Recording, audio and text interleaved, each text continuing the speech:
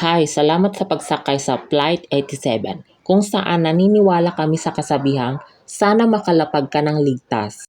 Excuse me? At sa biyahe na ito na 2 oras, magpahinga ka lamang dyan sa iyong kinauupuan.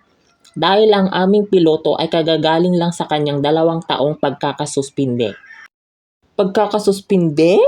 Ngunit huwag kang mangamba sapagkat siya kakagraduate lang sa online class. Online class? Basta po kayong lahat. Ako po ang inyong kapitan nagsasalita para sa gabing ito.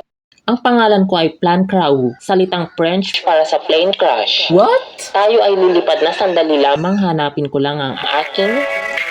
My goodness, ano bang klaseng kapitan iyan?